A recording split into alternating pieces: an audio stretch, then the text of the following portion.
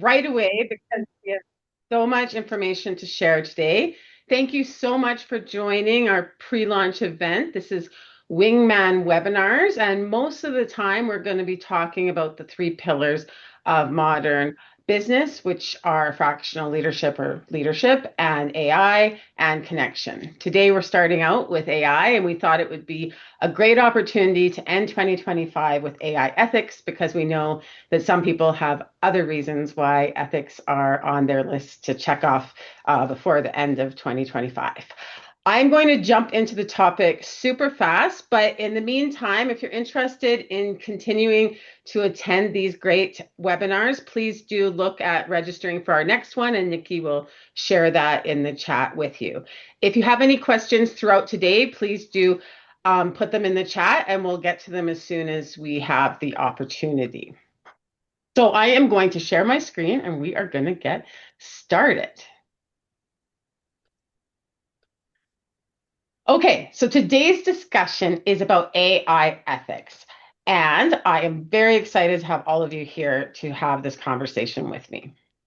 We are going to look at AI governance and policy and guardrails, and the goal is that you and your team can be empowered with confidence. I want to be able to help you understand the risks of AI. I want you to think about how you can mitigate those risks, and then from there, you'll be an AI-driven leader. When we think about the emotional side of these goals, we're going to start out being self-aware by understanding the risks that are presented by using AI. Then we're going to empower you and your team because you'll know how to mitigate those very same risks. And finally, you'll be confident and be able to use AI ethically. If you have come today hoping that we're going to have a big conversation about fear or excuses to stay behind or not use AI, then you're going to be disappointed and you should go have lunch elsewhere because that's not what today is about. We're not going to talk about how capitalism could be ending or jobs are being lost. We're also not going to talk about being parents or education or even training juniors. So we have limited amount of time and we're keeping the scope really tight. This is also obviously not an AI training session, so we won't have a chance to jump into how to use AI. But I think there's a lot here for you to get in order to understand risks, mitigate them, and become an AI-driven leader. And I'm really thrilled for the opportunity to share it with you.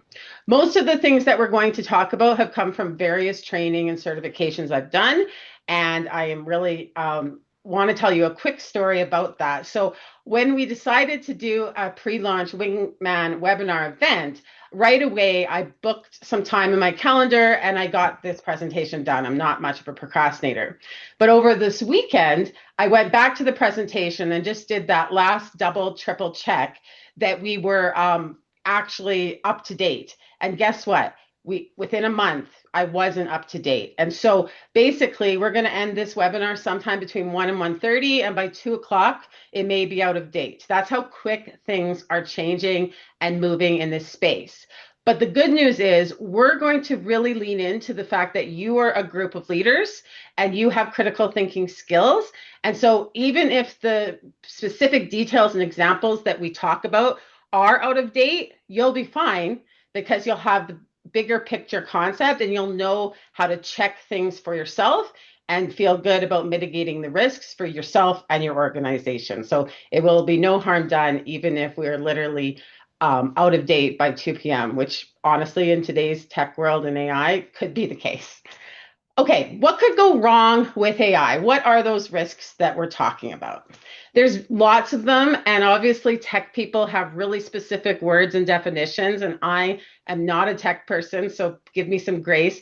We'll talk about the risks, and if I have the words wrong, it is what it is. So one of the most common ones talked about is hallucination. And occurs when AI fabricates facts, misinterprets context, generates plausible but false information. It hallucinates based on its brain and patterns in learning and training from the web. So just like the actual word hallucination, where you think you see a bear and it honestly is believable and looks like a bear, these AI moments of hallucination are like that. It looks like a bear, you believe it's a bear, it actually presents as real and factual. One of the stories I can tell about the times that I've had hallucinations experiences with AI would be the classic case of, just like in the old days or probably yesterday, when you go to send an email and you're meant to put an attachment and you forgot the attachment. Well, I've had multiple conversations with AI where I'm referring to a PDF or attachment, and I have a good conversation with AI. And I'm not an idiot. I know what I'm talking about and the subject matter that we're engaged in. And yet, somewhere along the lines, AI will say something to me that makes me double check that I put the attachment. And I didn't. But yet, I'm 5, 10, sometimes even more minutes into a conversation where I'm getting value and I'm engaging. And meanwhile, the number one source it's supposed to be looking at hasn't even been provided. But yet, it has such a great training and brain from the web, etc., that it's able to have the conversation in a relatively intelligent manner, having not even referred to the PDF. And how frustrating is that it doesn't just say you forgot the attachment, which I think it took 25 years for email to give us that wording. So maybe we'll see it come in AI eventually. Data. So fragmentation, where data is across multiple sources or formats. Um, this is a real risk. And so for many of you in organizations who are either considering being AI champions, or maybe you're part of an AI adoption plan or transformation, this is where you're going to get the most frustrated for sure. If you have bad data, just like when you go to implement other technology and systems, then you got the nasty project of fixing your data. Now, to some degree, there is an argument that AI can help because of that level of intelligence, where you might not have to have quite as clean of mapping and tagging as you've had to have in past technology projects. But without question, the bad input in, bad output out is still a risk. And so when you're using AI, if you have poor data, you are going to have a lesser result, and you're going to have a risk to mitigate. There's AI bias. You've definitely heard of this risk, the presence of systematic errors in an AI system's outputs, often resulting because of the training. At the end of the day, humans have trained AI, and AI is trained off of the web. And so any bias that comes from those trainers, being the web or the humans or what have you, is definitely subject to AI presenting itself. And obviously, this has been in the news lots, and it's gotten better and better. But at the end of the day, there was always a risk of bias. There's that echo chamber effect. So at the end of the day, not just about biases and correcting them, but also there's also this concept of like the pleasing, right? So AI was created by humans, and just like any other technology, it is developed so that you continue to use it. So with that in mind, it will try to please you and make you happy and make you use it more. And so this is a real risk that can be mitigated. Absolutely. Mine's at the point where it's like every time it talks to me, it's like hard truth, no fluff, because I've pushed so hard for it to be a challenger and to be pushing back at me and not trying to please me. And that's in a lot of my background of the projects and the custom GPTs and every single prompt I give. But if you don't mitigate that risk, what you can be sure is that it'll be very validating, and it will be very much that you're talking in an echo chamber, and it'll tell you what you want to hear. And so this is a real risk that you need to think about. There's system discrimination, there's data diversity. Drift is one that I like to talk about too. So the example that I gave with the hallucinations on the PDF, one could maybe redefine that as drift. So certainly when you start a prompt with AI, it can do a better job often of following the prompt, following the background instructions, looking at the uploaded sources. But as the conversation expands and literally drifts, of which you might be the one pushing that conversation into multiple areas, there is a big risk that it starts to fill in gaps and starts to guess and generalize and forgets to go back to the source. So I always like to say that it takes 7 times for a human to hear it, and you have to repeat yourself multiple times. And then the 8th time you've said something, your kid or your coworker, your employee finally hears it for the first time. AI is not different. It's very similar to a human. And so if you want something to be considered or emphasized or referred to, you need to repeat that more than once. So for example, in my prompts, as I mentioned, I tell it to be a challenger, not to try and please me. And I say that multiple times within the initial prompt and throughout the conversation as a reminder, because otherwise it can drift away and that risk becomes prominent again. There is also a difference between there's model degradation. So there's been a lot of recent news about how models are getting worse. And so basically what that means is if you have established a prompt or a workflow that's worked in the past and you tested it and you had your iterations back and forth and you're like, thumbs up, this one's great, this works. Well, the model actually does degrade. And so you have to do quality assurance testing on any prompt or any workflow that you're doing on quite a regular basis, because what works great today in 3 or 4 months may not give you the same output. And of course, as a critical thinker and a leader, you'll probably notice that difference in quality right away. But if you're expecting other people to use that prompt or that workflow or the custom GPT or what have you, they may not be in the same position as you, and they may not see that degraded outcome as quickly. They might not be critical thinkers that can spot that. So if you're using AI for anything, don't expect that the quality stays the same, which is disappointing. But again, it's a mitigating a risk that can be mitigated. So these are just some of the examples of the risks that I want you to be aware of. But it's really important to recognize that all of these can be mitigated, and we're going to work on that together. It's absolutely an opportunity for you to look at how you can use AI and be aware of the risks, but to mitigate them. In many ways, these risks are not different than the risks we've experienced throughout our whole career. When you delegate and you have a junior person or a brand new person to your organization, many of the same risks exist with that reliance and that delegation. Similarly, when you have been a leader and been doing research projects through the various triaging of data and gathering information, you had risks of going down rabbit holes or drifting or what have you, just like AI. And so if you really look at each and every risk that we're talking about, most of them are no different than what you've experienced your whole career. And yet you've managed not to be afraid or say, I'm not going to use that or do that. You've figured it out just like you can with AI.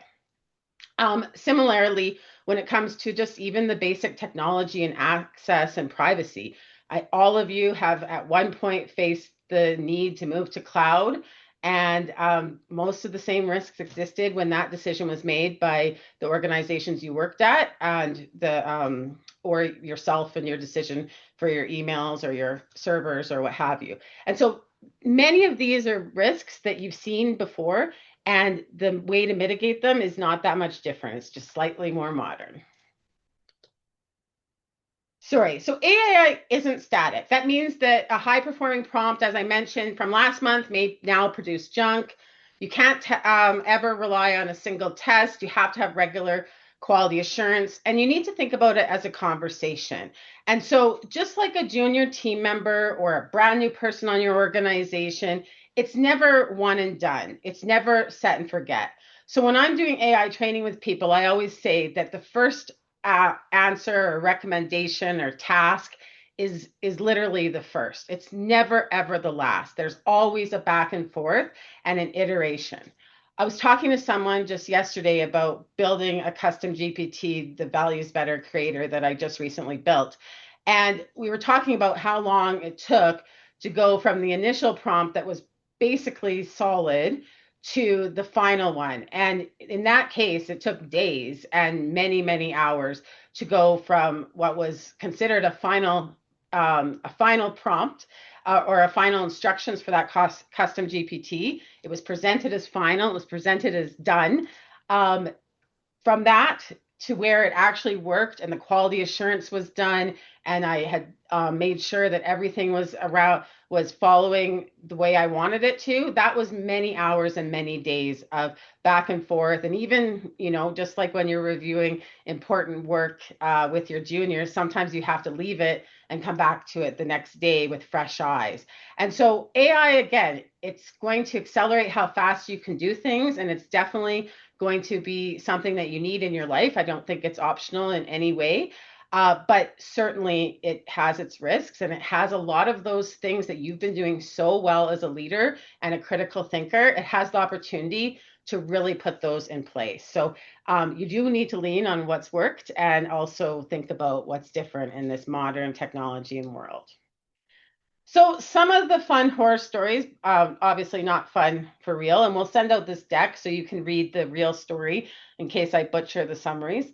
But some of these are some interesting horror stories that have been in the media that are worth pointing out. So of course, I think most of us, given our background, have heard of the Deloitte one where they leveraged AI for some portion of the report, and within there was some errors that unfortunately were not caught by whomever, the human in the loop, as they call it, and it went to the client. And in the end, there was what I read was a 65% refund. So that would be quite devastating, obviously, for everybody involved, both the client, but also the service providers.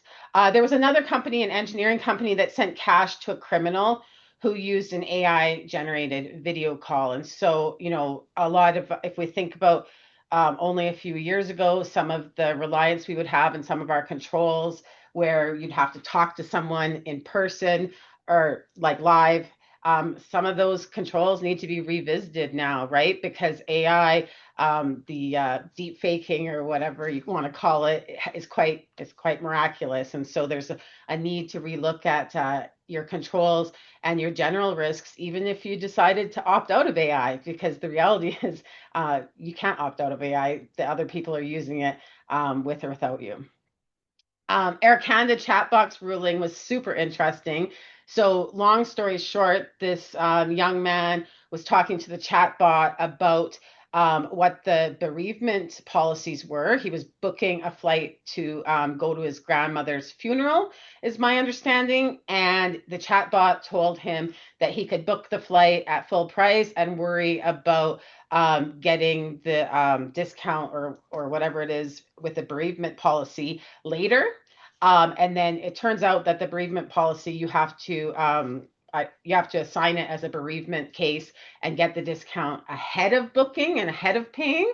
That's the policy, which is very clear apparently on Air Canada's website, but the chatbot got it wrong, and it actually went to litigation or legal, and it was ruled that because it was Air Canada's chatbot on their website, so this isn't like the kid just used ChatGPT on the side or what have you. He was within the website using their chatbot and was given wrong information, and Air Canada had to honor the policy and the refund just as it was stated in the chatbot. So that's quite interesting for those companies that are looking at chatbots, because obviously some of them do have all those AI risks that we just mentioned, and they could hallucinate, make up answers and what have you, and then you could be held accountable. So that was an interesting and also a Canadian story.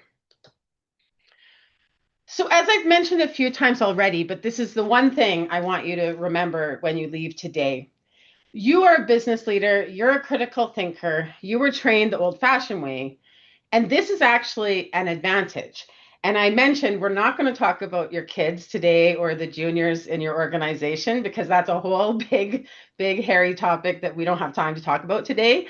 But the key here is that you're not that junior, and you learned the old-fashioned way. And so you are more ready than anyone to be an AI-driven leader, is my perspective, because you can use AI with critical thinking, spotting where the risk is and knowing to double, triple check in that case, spotting where the risk is just because it doesn't fly with you and your discernment skills are high enough. Everything that's gotten you where you are today is going to be absolutely valuable for you to use AI at a leadership level in a way that mitigates the risk, just leaning into your own strengths, your own experience. And I think that that should be something that makes you feel empowered and hopefully also makes you feel like you have a duty to share. You have a duty to help others and to help them come along on the AI journey. So your best the best filter for AI junk, honestly, is going to be your business instincts, because you have actually had the opportunity to get the reps in and develop those business instincts. So you are so far ahead of the game, and I hope that you feel obliged to help others so that they can catch up and that they can see you use it, and that they're empowered to use it because you're using it, and they can, and everyone can do it with confidence. Like anything in business, or I guess even in life, all risks can be mitigated. So we assess the risk versus the cost, and we set expectations that fit our businesses and our lives. So we mitigate that risk at a level that doesn't put us behind. And so it is rare, not never, but rare, where risk is at such a great cost that the answer is no, right? I mean, in there is actually probably lots of cases like that, never mind. But you know what I mean. So with AI, though, it is very improbable that you should be looking at the risks and then deciding no. I heard a podcast the other day where somebody got a bit controversial and in your face, saying basically that anybody who works for a company who's not embracing AI and has an actual adoption or transformation project, or at minimum has a policy of AI, that you should quit. Now, this is not my opinion. This was the AI expert on a podcast, but it was quite a bomb statement. And it was interesting because her perspective was, you shouldn't work there because it's hurting your career, and you will not be relevant or able to get another job if that need came up within a short period of time. And obviously, you can turn that around and say, as an employer, that, and a business, that the same kind of philosophy applies. That's not necessarily my opinion, but I thought it was very interesting because it was a prominent AI leader and one of the #1 podcasts, so it was heard by many. So we're going to do a poll, and I would love it if you could participate in this poll. Just one second, I'm new to polls. And I want to go through each of these in detail. So first we're going to do AI launch. So hopefully you guys can see this, or sorry, AI tool authorization. So the question here is, if you think about your own business or professional life, or your organization or team as a whole, you decide what role you're playing. But in terms of like what AI tools should be allowed and authorized, this scale is basically, so no restrictions would be literally no restrictions. So anything goes, no rules, no policy, no consideration, no discussion. #5 would be the most strict corporate level of restriction. So that would be, unless it's on a very specific list, a very bureaucratic list, and we've gone through all the strict approvals or bans, you can't use it. And then, of course, there's everything in between. So with trust, is kind of like there's some open conversations. Maybe it's a small team. We're discussing it. We're asking like, oh, have you heard about Lovable? What do you think about Lovable? Oh, this could be a risk. And there's some discussions and trust. But it's not fully no restrictions, but it's not formal. #3 would be with guidelines. So there's some kind of guidelines that are in some way formalities. Maybe they're only at a guardrail level, or it's a very generic high level policy. And then an approved list is where there is a list of approval, but it's not as clear that if it's not on the list, you can't use it. So 1 through 5, let me know where you guys sit. And it looks like you guys are sitting at #3 with guidelines. So that's great. That's right in the middle. And with a group like this, we may see more of that. We're going to move to the next one in just a second. I'm just going to share that with you. All right. Now, how do I get to the next one? The fun of technology. All right, hold on. Go back. Sorry, guys. Okay, next one is use case restrictions. So we're going to do the same poll, same same 5-point spectrum. And so use case restrictions is about when you can use AI. So the type of business cases where AI would be appropriate. And so, of course, if on a no restrictions, that end of the spectrum, that's extreme. That means that there's nothing at all provided to the employees or yourself. So, big case would be like you could put in employee information and SIN numbers and all kinds of things. So basically breaking the law. And then strict approval ban would be unless someone has said that that particular use case can be used for AI, then it can't, basically. And then all the ways in between. Okay, I'm going to quit this one pretty quick here. We're sitting in the middle with a group this big and the types of people we've got here, I'm not surprised. So with guidelines is 59%. So excellent. Now we're going to go to the next one, risk tolerance. So this is basically like when it's similar to use case. It's not that much different, but basically it's not about the type of cases. So, with the use case example I gave, there's like the employee information type of thing. With the risk tolerance, it would be more along the lines of like what exactly you're using, what the risks are, what the cost benefit is. And so the policy or guardrails or governance would clarify how you establish materiality, for example, or reversibility or overall risk and the costs. Once again, we're sitting at about, pretty close to the middle. I'm going to end the poll and share it. So 40% of you with guidelines. Everybody's always with guidelines in this group. That's within reason. So the next one is information sharing boundaries. So this one is, and they're all iterative, like everything in business, right? And everything in life. But information sharing boundaries is that it's very specific. If you were on the strict approval or ban, what can be put into AI and what can't be put into AI. And then no restrictions, of course, would be anything. So, for example, this would be where, financial information, you would be, if you were at the with trust, you might not clarify that financial information can't go into AI. And if you were on the other side of the spectrum, you probably would be very clear what, if any, financial information could go into AI. That's one of the classic ones. Employee information is obviously another one. And some of these, there's laws, which would mean that if you pick no restrictions, you're taking a risk at another level. But some of them, there isn't laws per se. It is a decision that's made by each team or organization. And so here you guys are a little bit more even, to be honest, which is interesting. So the next one we're going to look at is human review requirements. So this is that human in the loop. So what would you expect from your teams or your people in terms of how much review there is? So a no restrictions would be where you could put something into AI, copy and paste it, email it out. That's it. You didn't read it, you didn't review it, you didn't edit it.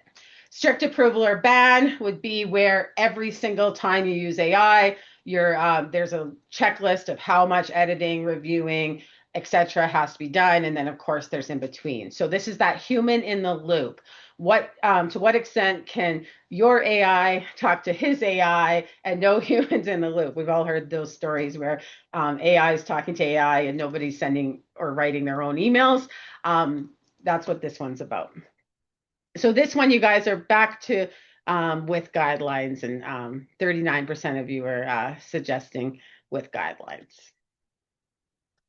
So now we're going to go to attribution policies. So this is where if it was no restrictions, you could use AI and not admit it, never ever have any audit trail or anything that helped you or other people recognize or remember that AI was used. Strict approval or ban, like when we go all the way to the next level, would be even if you slightly used AI to create your Facebook post, you'd have to put at the bottom of the post, this post had AI assistance. And of course, there's in between. So attribution means that when you're giving credit to either using AI or that AI actually did the work or the document or whatever it is you're doing. So this is how much you have to admit to using AI. And you guys are at 55% with guidelines.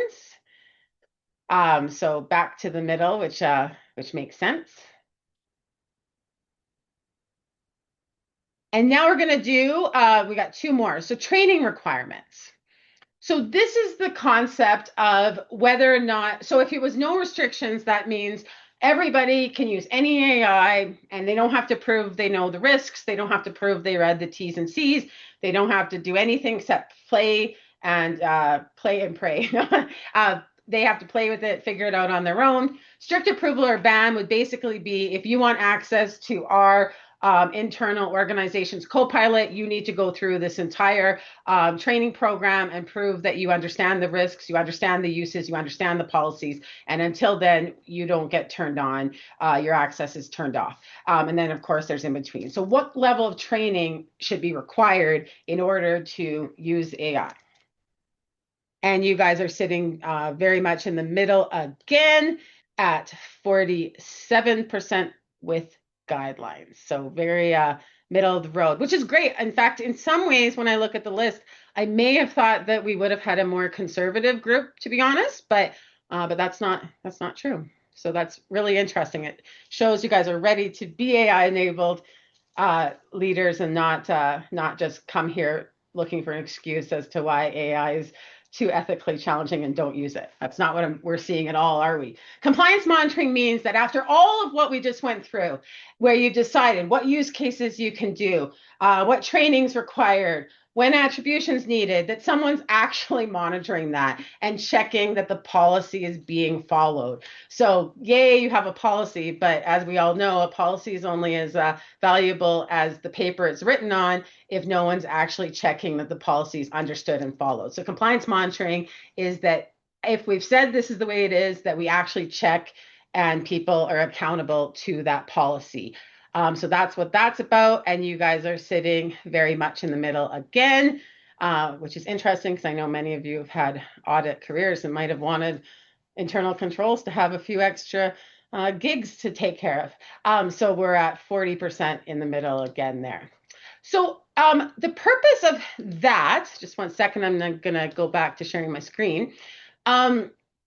The purpose of that was just to give you some ideas of the things that you can legitimately start considering about within your business. So by no means is this a total like complete list. Absolutely not. But I think these 8 things are a really good starting point. And so for your own personal use of AI, these are 8 things I want you to really think about. Where do you sit and how can you use these to mitigate risks? And similarly, if you are part of your organization's AI adoption, these would be the minimums to be thinking about. And again, they are not a complete list, but I hope that they give you some directional idea of those things that you can consider. And then as we just discussed, you can see very quickly how you can mitigate the risks and how you can have guardrails or policies or governance that helps people understand the risks and understand the decisions that are being made in relation to it. I am a huge believer that when it comes to something like this, that the policy is going to be a massive tool to empower the people. And I know that seems a bit weird because most of the time, especially for in small, medium business, we think about policies as killing the magic, killing the creativity, putting on handcuffs, like it's all negative, right? And that's not a fair perspective either, by the way, but that's a common perspective, especially in small and medium business. We don't want to be corporate. We don't want to be bureaucratic. If we did, we'd go work there, right? You hear that all the time. But the thing about this particular policy is it actually gives people confidence because it makes them think, okay, this is where I'm allowed. Oh, this is where I'm empowered to play, where I can learn, how I can learn, what I'm allowed to do. So this particular policy, and whether, depending on the culture of your organization, whether it ends up being called a policy or maybe it's guardrails or something less formal, that's something you have to think about. But I think that by going through these 8 areas, you will find that people feel better about using AI and they'll be more willing to use it. They'll actually use it more because it's not just chaos. It's not like, oh, what if I get in trouble? Or what if they think this email was written by AI? How embarrassing. They won't have that same levels of insecurity and all the fear mongering that's coming at them from the media, etc. once they understand where the expectations are, that will give them more opportunity to do more. And hopefully, you at the leadership level, it can also do that for you. If you start thinking through this way of identifying risks and mitigating risks, hopefully you get the power and the encouragement to use it ethically as well. So we will be giving you a custom GPT where you could create the first draft of a policy that looks at these 8 things. This will draft policy. If that ends up being your policy, that's garbage, by the way, because that's not, it's going to be a garbage deliverable in terms of it being a final policy. But it's a really great process of going through the discussion with the custom GPT and thinking through these 8 areas and having that come out with their first draft, of which you can iterate and get feedback and finalize and add all the other things that are applicable to your business. So hopefully that little present at the end of today's presentation is something that you can have some fun with and help you think and have a conversation anonymously with the custom GPT to get you there. All right. Nikki, do we have any questions that we need to address before I move on? Not yet. So far, Okay. the chat is empty. If anyone has questions, please let me know. Okay, so this particular slide is something that I'm giving you for directional purposes only. It is absolutely illustration. Do not rely on this by any means. But the purpose of this is to give you some directional concepts about the AI tool choices that you have in front of you.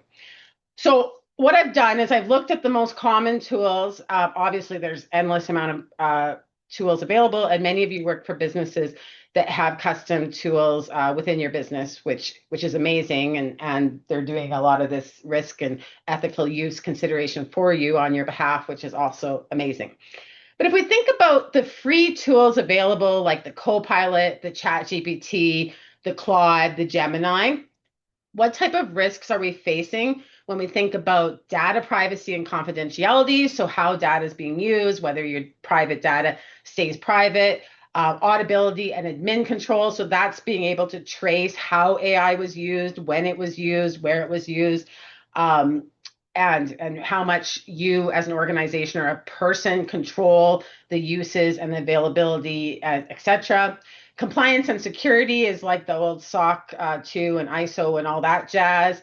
And then professional liability is in relation to the liability that you have as a professional. So long story short, and directionally, this could be all of these could have improved as of Saturday by all means. But overall, free is of incredible risk. And I would probably go as far, but you have to make every decision on your own to say that using a free AI for anything relating to business is probably more risk than the cost of a paid or subscription would be. That cost benefit isn't going to make a lot of sense in most cases, especially when we're talking about $25, $30. Like we're not talking massive monthly bills here. So by and large, free accounts should be used at very minimum level and you should consider every use of a free account to be high risk. At the end of the day, that saying that if something's free, then you're the product. I mean, that applies here just as much as anywhere else. There's a little bit of exceptions in the sense that you may not be the product in the old-fashioned way where it's selling to you or your data is being used. It could be, well, it's still a little bit of data being used, but it could be a training opportunity where you get addicted to it, and then eventually, in order to stay on the program, they start making you pay, like the way Netflix and such started out. But at the end of the day, there's high risk if it's free. If you're looking at paid accounts, like they all have different names, and frankly, they keep changing it. So I think ChatGPT is actually called Business, but ChatGPT Team, Claude Pro, Gemini Advanced. Apologize if any of those are the wrong names because they're constantly changing their marketing, of course. But that paid account that's in that $20 to $40 a month range. So that there's some red and there's some yellow there. Again, don't assume that the yellow is not red to you because it absolutely could be depending on how you interpret it. I just want to directionally show that there is a lot a lot less risk when you're in those accounts than the free accounts, but there's still a significant amount of risk. And so that's something to think about. And obviously, for many small and medium businesses, this is where they're sitting because of cost. So when they look at risk and cost, the cost being actual dollars may prevent them from going to that next level. And for many of you that are at the bigger companies, you have that opportunity to be at those enterprise levels. Most of them seem to use the word enterprise, but that could change too. And that is still not at a zero risk, but obviously directionally huge difference. And you know, the actual value, while expensive for small medium business, is actually legit value. So as your company becomes a more AI driven company, enterprise is something that you'll really want to consider. What's very interesting about Copilot, of course, is that it's essentially missing the middle area. And so there is a Copilot free that you can, apparently, if you're a non-Microsoft user, you can get a personal Copilot. I didn't even know about this and I haven't checked it out because I am a Microsoft user.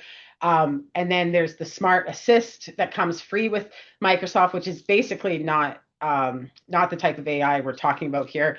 And then if you're going to pay within your Microsoft license, then you're going all the way to my enterprise right there and then. So that's interesting and a bit different than the rest. So the most common AIs that are being used, to my awareness, is Copilot, ChatGPT, Claude, and Gemini. They're not they're not that much different when it comes to the risks, actually. But you need to look at them in terms of how they work with your culture, with your business, with your objectives, and think about the risks. They are different. They're not hugely different, but they are slightly different. So you might find that one of them fits your policy and your risk tolerances better than another. But directionally, no question, the most important thing I want you to get out of this is the colors. We're going from red, like red across the board, to yellow red. That's going to be dependent on your business, to some great greens and yellows. So as you move up in cost, you reduce risk, and that is logical, but something to think about. So my key takeaways, but again, this is going to depend on you and your ethical use of AI. But mine would be that using a personal or free account for business data, or if you are in the client service business, I would be a hard no on clients, and probably a hard no on business data personally. In addition, I think it's really important that you follow the expectations and the policy and guardrails of the organization. So if you are running a business or you're working for a business and there is no guardrails or policy or governance, that's a gap, and that's something that should be filled as quick as possible. That once you have the policy, as I mentioned, that gives you empowerment and confidence. And so if you don't, then you're always at risk for making a decision or an assumption that's not aligned with the organization's perspective, because this is all gray. We were using red, yellow, green, but the only color that it really is gray, because it all depends on your perspectives of risks and costs, etc. Vendor policies do change frequently. So you should always be verifying the current terms before use. So if when we talked about risk tolerance, that would be something to think about in your policy, that the higher the risk is of that particular user case or input that you're putting into AI, there could be a step to go and check the terms and conditions and that they're still applicable and the same as they were the last time you did it, like if it's something you do every quarter. So that would be an example of mitigating that risk, because the policies are changing quite frequently. Obviously, some of the big changes with the policy will end up in the media, but depending on your algorithm, I wouldn't be relying on seeing it in your feed, right? So illustrative AI vendor evaluation framework. So there's no one size fits all in terms of which AI tool you should use. The right choice depends on your regulatory requirements. So obviously, if you're in healthcare or client service or higher regulatory areas and industries, you're going to have a big difference in your perspective on what we're talking about than if you're a small business in hospitality or something, right? Risk tolerance, vendor capability. So all of these things have to be thought about. But if you want to think about a checklist of how to go through it, the first thing you could do is classify your data. So is the data that you're about to use AI with, is it public? it's already public, well, it's already public. So if the worst happens, it's already kind of happening anyways, right? Is it internal? So then you got to think a little harder because it's not public at this point. So if you use it with AI, are you making it, is there a risk that it becomes public or it's being shared in a way that wasn't intended? And of course, if it's regulated or sensitive. Then you think about the actual risks. So if you put a prompt in, that data moves to the vendor, right? The vendor will be storing that data if it's not an enterprise account. And so that access to that data is available to those employees. And they may look at that for quality checks or for anything that they need to do for their job. And those are humans. So there could be some that use it in ways that are not appropriate. Similarly, if you get yourself into a legal situation, I know there's some debate and back and forth still happening, but it looks like there's a very strong possibility that the courts could demand that those vendors produce that data, which is available.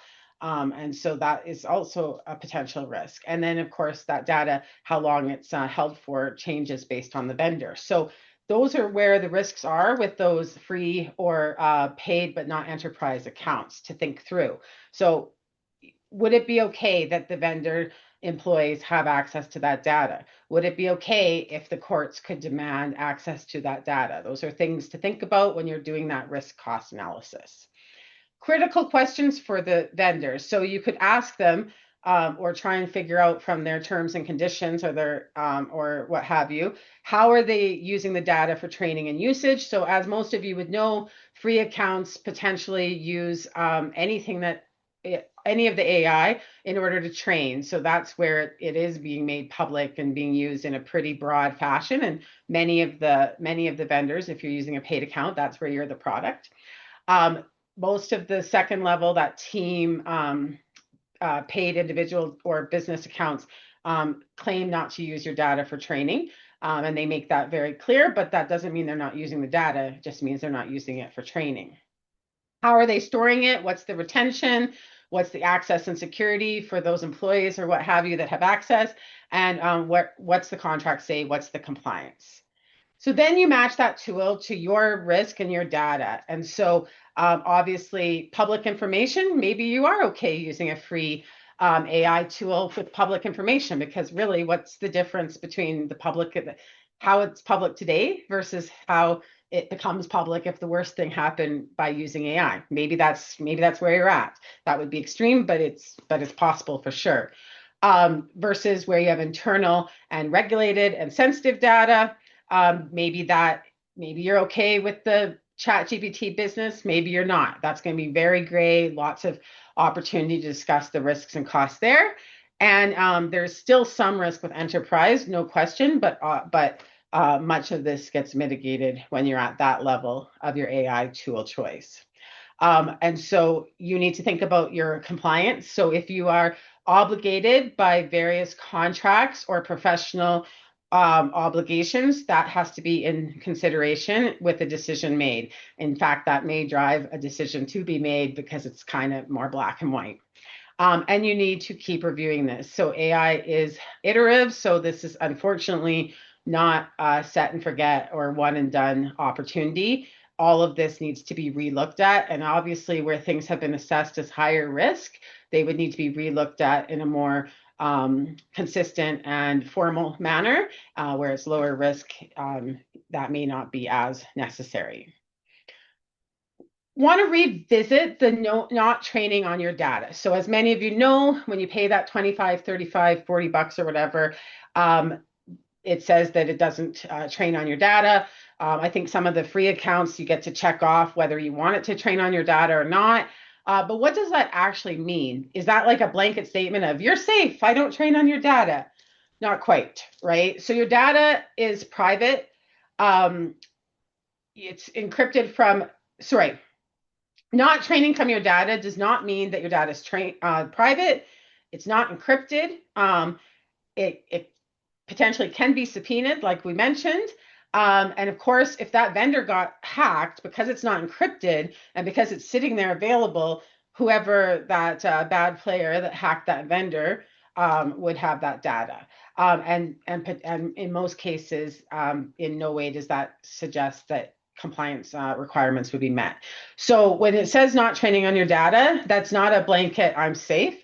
There's lots to think about in terms of whether you need your data to be private, whether you need it to be encrypted, what would happen if there was a subpoena, what would happen if the vendor got hacked and the wrong player got your information, or frankly, even an employee, which is often who hacks these vendors, and what compliance requirements you have with your professional obligations or your contract.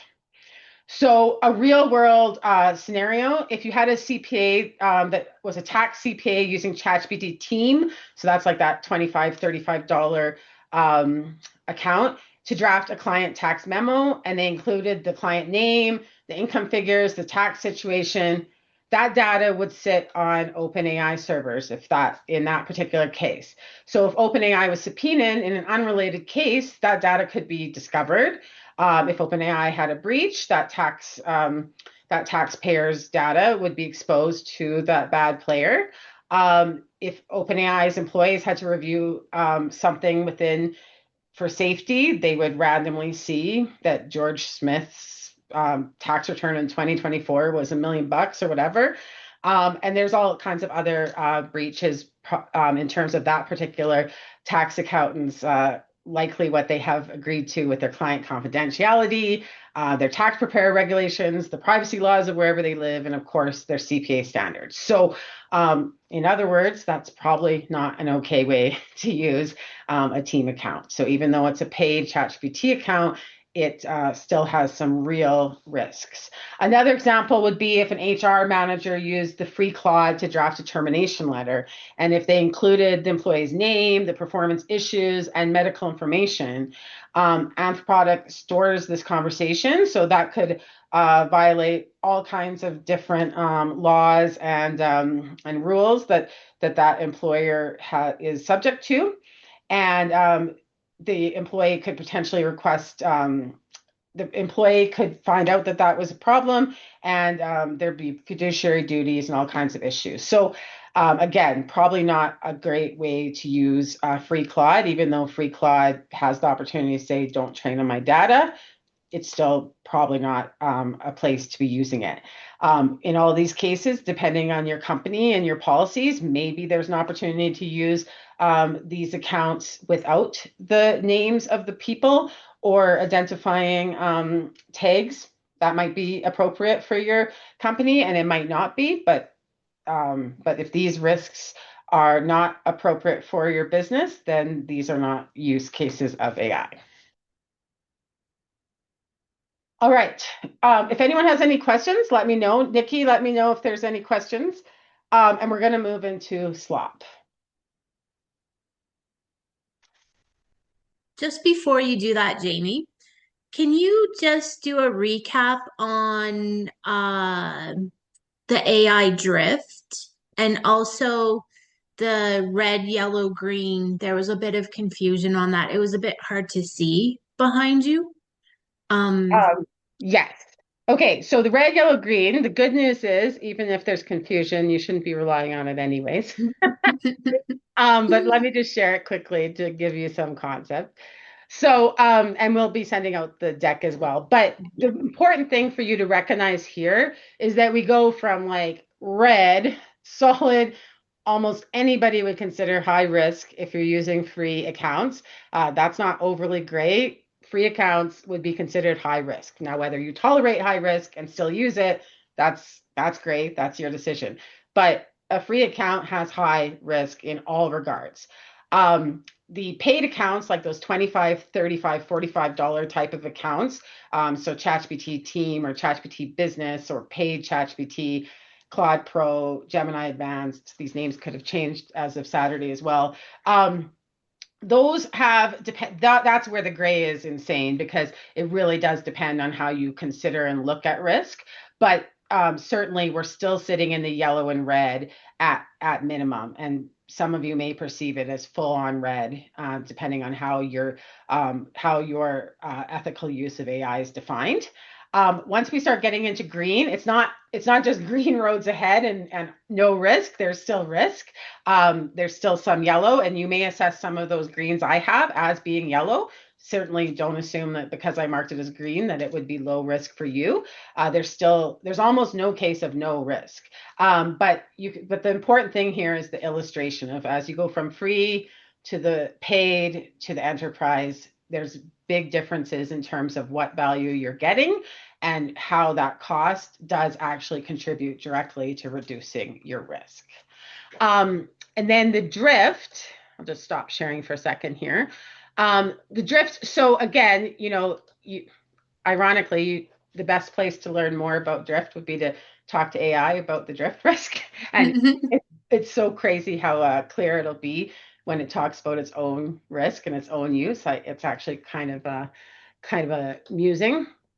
But the drift risk really is so like let's say you start a conversation. We're sitting here December 3rd, my 20th anniversary with my wedding. So we're sitting here at 21 years. I passed the Eufy 21 years ago. So we're sitting here December 3rd, and let's say we start a prompt and it's like, and we work on it. And we spend 2 hours creating this like perfect prompt, this perfect conversation, and it gives us some kind of output that we're going to use in our business. A good example would be I have a prompt, for example, where it goes through the tiers of business, right? So the first tier is it scans the internet and it tells me what business owners are talking about, and in the prompt I have like common places to look, but it's a pretty big scan, right? And so it's business owners what they're talking about, and then tier number two is it looks at what professionals and basically big professionals that have huge market research budgets what they're talking about in relation to business owners, right? And so that would include like all the top 10 podcasts or the best-selling books and the most read blogs, right? So this is places where good market research is happening, and therefore I can rely on their market research. And then the third is the just any consultant, but it has to have a business case, right? So this is a prompt that took me many, many hours to develop and that I reuse over and over again. But the thing is, when you start getting into a conversation, you may assume that it's going back to that original market research, right? So let's say the prompt is run today on December 3rd, and then I'm having a conversation throughout the month of December and January, and I'm making business decisions based on this conversation. I'm assuming that we're anchored on the same thing, which is that market research. That's my assumption as a user, like based on common sense, right? But that's actually probably not happening. So in order for me to anchor on that December 3rd market scan, I need to prevent the risk of drift. And there's multiple ways to do that. One of it would be every time I talk to it, say, referring back to the December 3rd market scan, blah, blah, blah, blah, blah, blah, blah. And then every time I talk to it, it's almost like talking to, well, let's be honest, it's like talking in the mirror or to an employee or to a kid. Like we're all the same, and AI is not better than us. It might even be worse. Like you have to anchor it and remind it of the expectations clearly. So if my scan was ran on December 3rd and throughout the whole month of December and the whole month of January, I'm going back and forth and randomly asking questions or going through various analysis, and I'm thinking that December 3rd is the anchor of that conversation. It's not. It's for sure isn't. Right. I have to keep pulling it back, pull it back, pull it back. And in some cases, maybe it is an iterative conversation, and I don't even care that it's not anchoring. But if I'm assuming it is exactly that, only an assumption. It's not actually happening. Does that make sense? Yep, that's great. Thank you. Any other questions? Nope, that's it. Okay, we're going to talk about slop next, everybody's favorite topic. All right. So, slop is like the term that's being used in regards to things that are produced by AI that are garbage, basically. So this is a real risk. In fact, The one trial client that I'm working on, this was one of their biggest issues was that they were already seeing emails with like tons of information that was clearly just AI driven and wasn't edited and had like incorrect information in it that that person would know if they had edited before copying and pasting. And there's worry about that, right? And this is I've talked to very few leaders that haven't been frustrated by getting something and knowing it's AI and then it being work on them. So one of the sayings, I should have actually put this in the slide because it's such a good saying, but I think it was something along the lines of like AI shouldn't save you time in order to cost me time, right? So if we think about Nikki and I, if I go to AI, get the answer and I email it to her and I don't read it and I don't think about it and I don't put my own spin on it and I don't make it more concise, I've saved myself tremendous amount of time. Like who knows, whatever it is I was looking up or doing with AI might have taken me hours in the past. So I've saved myself a bunch of time, but now she's got to dig through it and take out the garbage and filter it and make it applicable. And so, in saving myself time, I've cost her time when, 3 years ago or 4 years ago, if we were in the same situation, I would have had to do that filtering and editing and concise and multiple drafts before sending it to her. And so that's something to really think about in terms of how you expect others to use AI with you. But obviously, the person you have the most control over is yourself, is how you're going to expect AI use of yourself. So saving one person's time and costing someone else's time, that's where AI gets a bad reputation. That's where managers and leaders are like, we're not going to use AI. No, no AI. They start to get a bit dramatic because they get frustrated, which makes sense. So there's no question you've seen AI slop. Here's a great fun example. We were driving to Banff for a girls' night out, and the driver, good friend, she might even be on here actually. She said that she was so excited that Holiday 2 is coming out. So that's the one with like Kate Winslet and Jude Law and stuff, I think. And she was excited that Holiday 2 is coming out. And myself and the other passenger immediately were like, oh, no, no, no, there's no Holiday 2. And so I don't know how many of you have seen that AI slop where it seems to be very prominent with concerts and movies and television shows. And you're so excited because you're like, oh my God, there's going to be a Love Actually too. And no, there isn't. And that's very common AI slop. Like that's pretty extreme AI slop, obviously. But so within your life, you're dealing with it. Within your business, you're dealing with it. And here's the reality: these are related. This is a business webinar, obviously, but they are related because your patience and frustration is higher because you're seeing it personally. And so you have less patience and you have more frustration because of the personal slop you're seeing, which is going to make you a bit more triggered when you see it at work, right? And just think about that from the other side. So you do lose trust. And there was one study, and sorry, I forget who the author was. I feel it might have been Harvard Business Review because I'm obsessed with that one, but I can't remember for sure.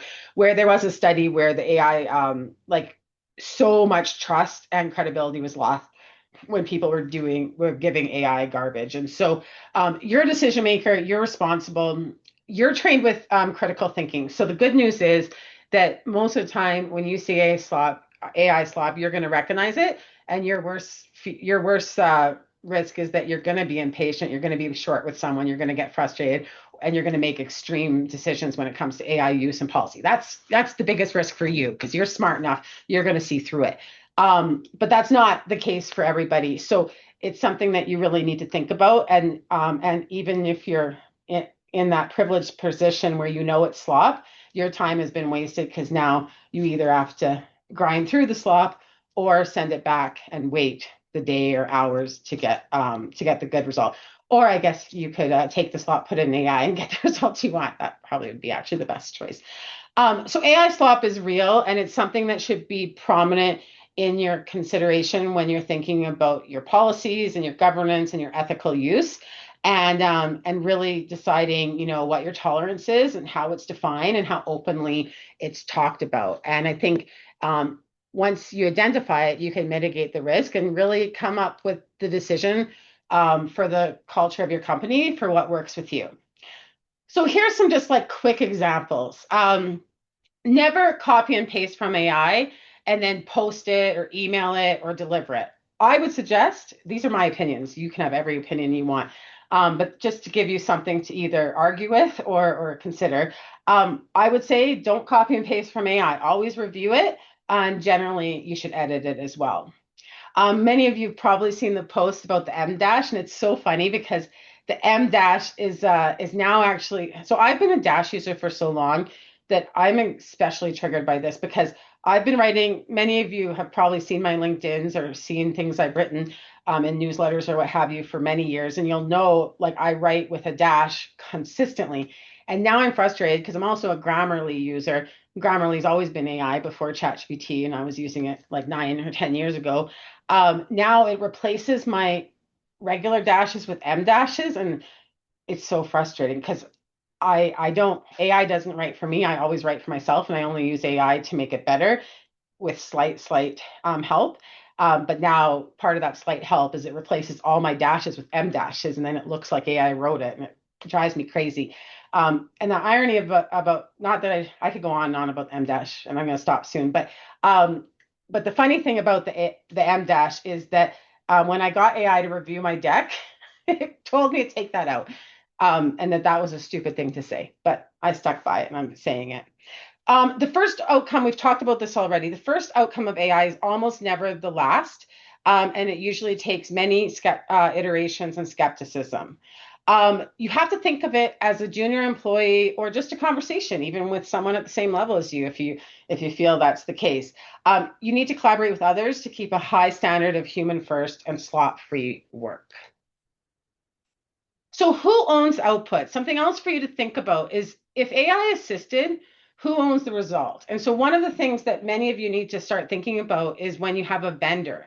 So if a vendor, if you're the person that's managing that vendor relationship and that contract, and that vendor uses AI, how does that come back on you? What's the accountability? Have you been clear? So there's no point in having an AI policy and then not going this next step and understanding how that applies and how you hold accountability with vendor managers. And so for those of you that are small, medium businesses, the most obvious example is that you get someone to do your Google ads and they're using AI to create the images or the copy and what have you. Is that within your standards, right? That's a simple, easy small business example. But really, if you think about it, anytime you are using a vendor, you're responsible, like legally, and usually in most organizations. So now that consideration has to expand to AI. So that's something to really think about. Similarly, if you're a team lead and your junior uses AI, I know blame is a popular thing in today's world and in many sports cultures and whatever, but at the end of the day, you can blame anyone you want, but the buck is going to stop with you. So if your junior members are using AI and there becomes a problem with that output, ultimately that could be your responsibility. And what are you doing to make sure that you're accountable, because you are accountable? So human in the loop. Banning tools.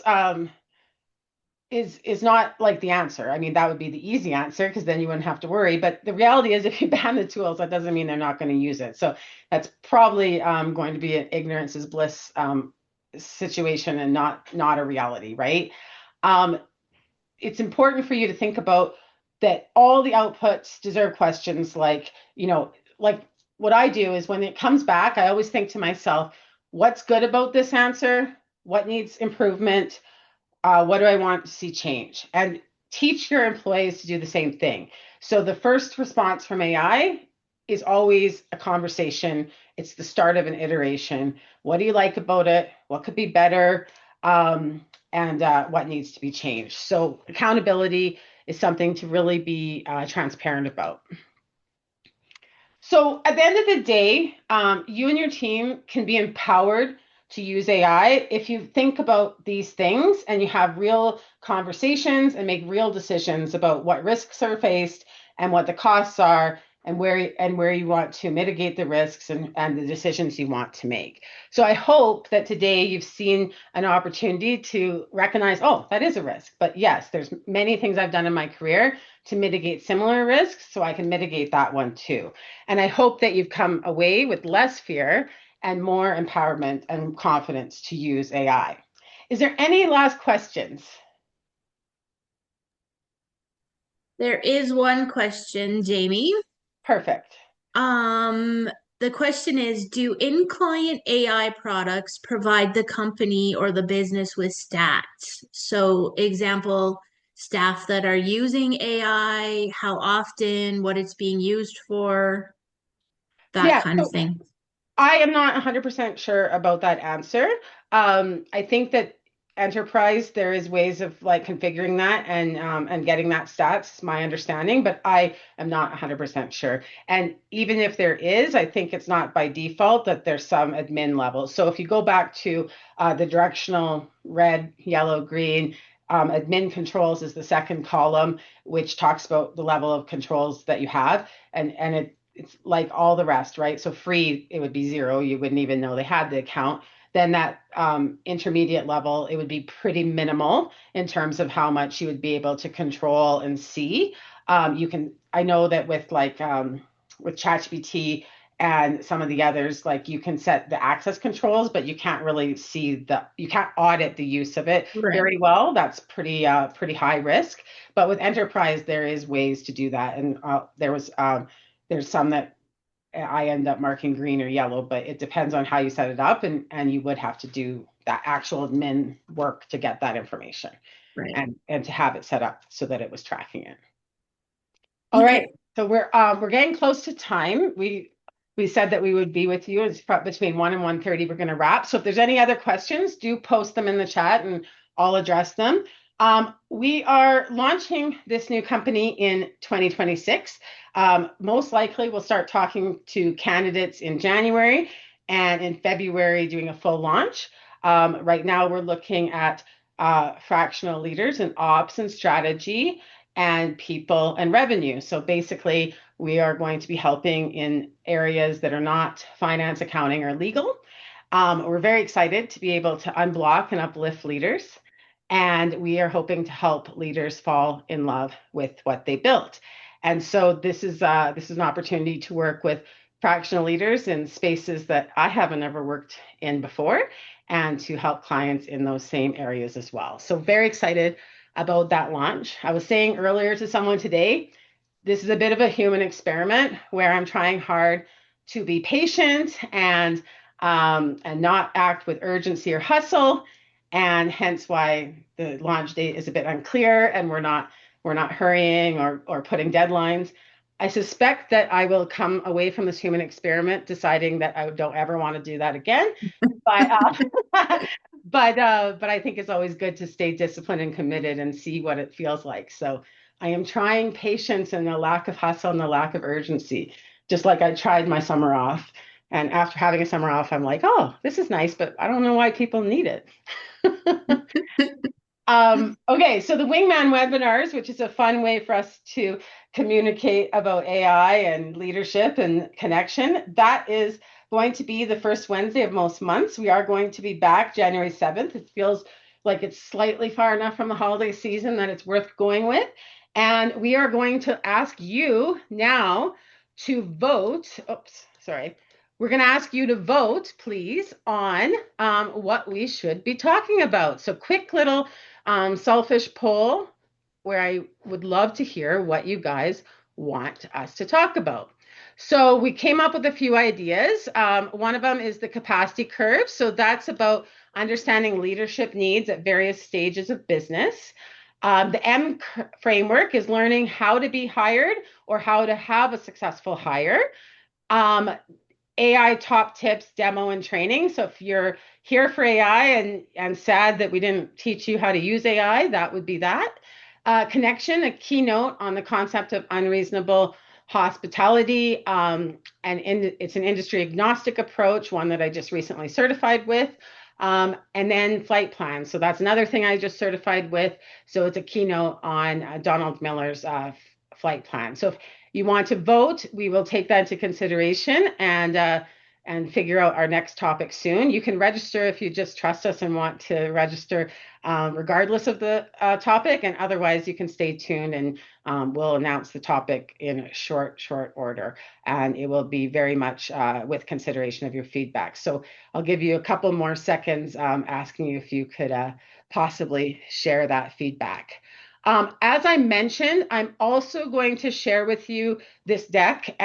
I ask that you don't rely on it in any fashion, but just help you think. That's the point of the deck. And similarly, I have a custom GPT that can help you with the first really garbage draft of your AI policy. But again, it's a tool to help you think, and it'll produce that first draft, which will need many iterations before it ever came close to being a final draft. But hopefully, it gets you started, because we all know that that the hardest thing is that white piece of paper and getting started. So I'm excited to be able to share that with you as well. I will just share my screen so that you can see that, but there's no QR code. That would have been smart, but I didn't put one. So you will get this link when you get the deck, so watch out for that. Today, what we've tried to achieve is that you understand the risks of AI, and that makes you self-aware, that you know that you can mitigate those risks. And for those of us in this particular room as business leaders and people who have had an entire career and experience with critical thinking, you can lean into your discernment and your skills and really figure out the risks and the costs and how to mitigate, so you're empowered. And that will make you an AI-driven leader, and that will make you confident. And from there, you can ethically use AI. I really do hope that we achieved this goal and that you went through self-awareness, empowerment, and confidence, and that you understand some of the risks and how to mitigate them, and that you can become that AI-driven leader. Obviously, if you really want to get into each of these three areas, there's some homework to do, but I've got you thinking, and that's really critical. And you can take this deck and take it to the next level so that you understand how you can use AI ethically. We really would love your feedback. Obviously, we are brand new, and so we know that there's some things we need to start and stop and continue. And we hope that you are willing and generous enough to share that feedback with us, because we will take it seriously and we will absolutely use it. Are there any last questions? There are none, Jamie. All right. Okay, so January 7th is our next Wingman webinar. We will send out the deck in short order, and we'll also have a CPD certificate for those that love certificates. And if you have any follow-up questions or anything else you want to discuss with us, please do get in touch. As mentioned, we anticipate we're going to talk to candidates in the areas of operations and strategy and revenue and people. So basically anything except finance, accounting, and legal. So if you know candidates or you are a candidate, we are most likely starting formal intakes and discussions in January. So please do either refer or be in touch, and we'll make sure to chat with you most likely in January. And then hopefully we'll start being ready to actually serve businesses and help them unblock and uplift and fall in love with what they built in February-ish. So we're excited. Lots to do when you're building a business, and super pumped that we got more than the 16 people that we said was our goal today. We had a few more, but that's amazing. So hopefully we provide some value. And if you have questions, let us know. Otherwise, see you January 7th and be in touch. Thanks, everybody.